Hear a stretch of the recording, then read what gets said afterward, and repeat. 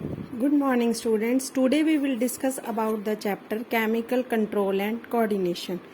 In this chapter we will discuss about the various kinds of the glands and various kinds of the hormones which are responsible to control and coordinate the between the different cells within the body of multicellular organism. So first of all, what is a chemical coordination? It is a type of coordination which is present between the different cells and organs within the body of multicellular organism. मतलब ये इस तरह का coordination system है जो कि हमारी body के अंदर जितने भी डिफरेंट सेल्स हैं और ऑर्गन्स हैं वो एक दूसरे के साथ कैसे कोऑर्डिनेट करते हैं, specially in case of the multicellular organism. In this type of coordination, how it can be achieved? By the release of a group of certain chemicals. These chemicals are known as the chemical messengers or the hormones, which help in regulating the various kinds of the activity within the other cells of the body. So first of all, what are the hormones? The hormones are the chemical substances. These are the non-nutrients, means they are not able to provide any kind of nutrition to the human body. Third point is the intercellular messengers, means they act inside the cell of the body and they are always produced in a trace amount. It means they are not produced in a large quantity and they are always present in a traces or in a very small amount. Next is the from where these hormones get released. These are released by the certain types of the glands. On the basis of the secretion, there are present three types of the gland. First gland is known as the exocrine gland.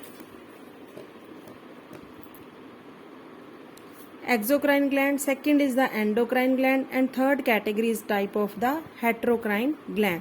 First is the exocrine gland. Exocrine glands are those types of glands which release only the digestive juices or enzymes.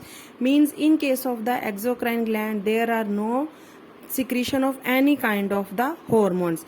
They are released kind like digestive juices or enzymes. They are released and they will shift to the target organ. Examples of the exocrine glands are the Copper's gland, Maczary gland. Copper gland are a part of a male reproductive system. In the further chapters we will discuss about the Copper's gland. Mammary glands are called the milk producing glands. Third one is the sweat glands. Sweat glands जो भी हमें पसीना आता है means it sweat glands. Sebaceous glands are the oil glands. These all are the those types of the glands which come under the category of the exocrine glands. It means they don't release any kind of the hormone. They lead to the production of only digestive juices and the enzymes. Next categories of the endocrine gland.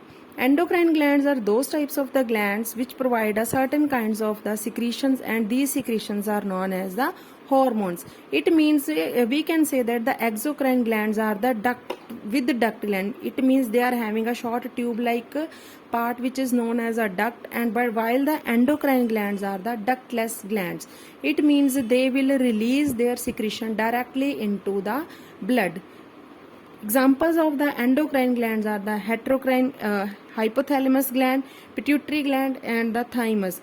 Hypothalamus is that type of the gland which is known as the master endocrine gland, and the pituitary gland is also a second one, master endocrine gland. Third categories of the heterocrine gland. Heterocrine glands are those types of glands which are also known as a mixed gland. Why they are called mixed glands? Because they perform the functions of the both exocrine gland as well as the endocrine gland, because they lead to the production of the both hormone as well as the enzymes and the digestive juices. We can say that the example is pancreas, because pancreas is that type of gland which helps to lead the production of a hormone which is known as a insulin hormone, and it also releases a pancreatic juice or which helps in the digestion process. Second one is a testis. Testis is that type of heterocrine gland, and second one is a ovaries.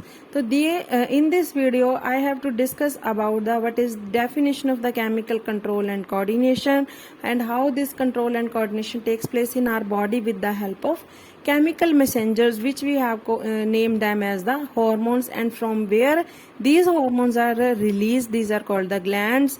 And there are three types of glands we have already discussed: exocrine, endocrine, and the heterocrine glands. Thank you and have a nice day.